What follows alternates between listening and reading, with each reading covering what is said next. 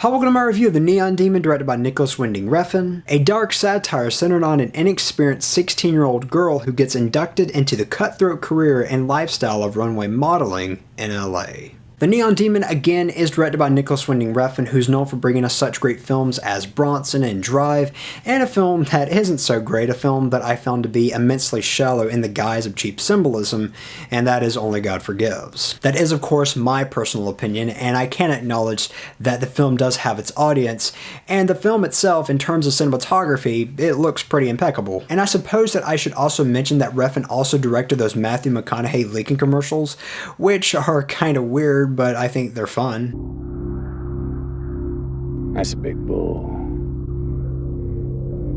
As for The Neon Demon, as far as I'm concerned, this is a much, much better film because it actually has something of importance and something of relevance to say, which would be of the modeling industry and our rather fucked up perceptions of beauty. A lot of it is exaggerated for the sake of satire, but I feel like this is a message that isn't conveyed enough, or at least it isn't in movies. And I feel like this is a message that young girls, most notably, and guys as well, should be more often exposed to, especially when we live in the days of Instagram and other forms that cater to doctored or false representations. I think it really puts it in perspective when you have the Elle Fanning character, Jessie, who is the protagonist in the film, who at one point mentions that she really doesn't have any real talent, really nothing to contribute to society at all, but hey, she's pretty. Again, this is all satirical, and despite me being concerned for Jessie for her 16-year-old naivety by inducting herself into a rather pervy and parasitic industry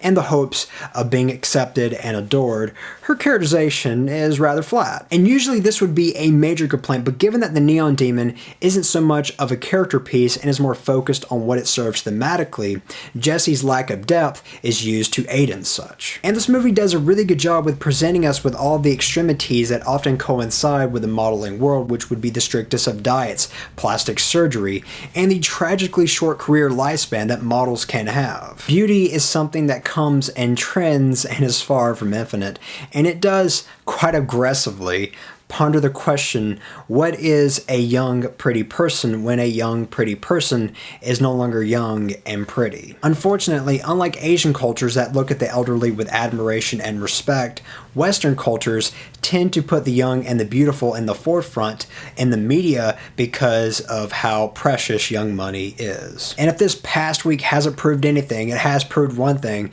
and that is young sex sells, or at least it does attract numbers. Now, stylistically speaking, Refn's infatuation with the 80s returns with its overwhelming presence of neon lights, trippy imagery and production design, and Cliff Martinez's synth-induced score. As nice as a lot of the artsy imagery is in the film, there came a point where it did start to remind me just a little bit of Only God Forgives.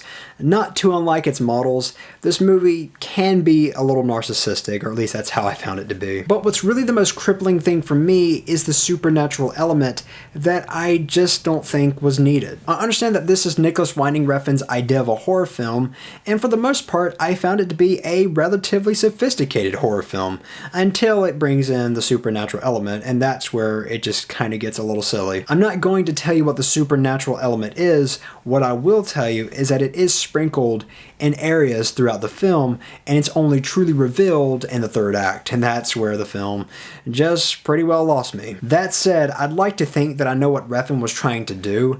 However, that doesn't mean that I have to like it. Overall, The Neon Demon is an exaggerated film, hence being a satire about the modeling industry, about beauty. It does offer something fruitful, albeit that it is a weird film. It has divided audiences and will continue to divide audiences. So with all that said, I'm going to give The Neon Demon a 3.5 out of 5. If you are somebody who has seen The Neon Demon, then do let me know your thoughts on it, and as always, I'm Colin Kirkland, and thank you so much for watching.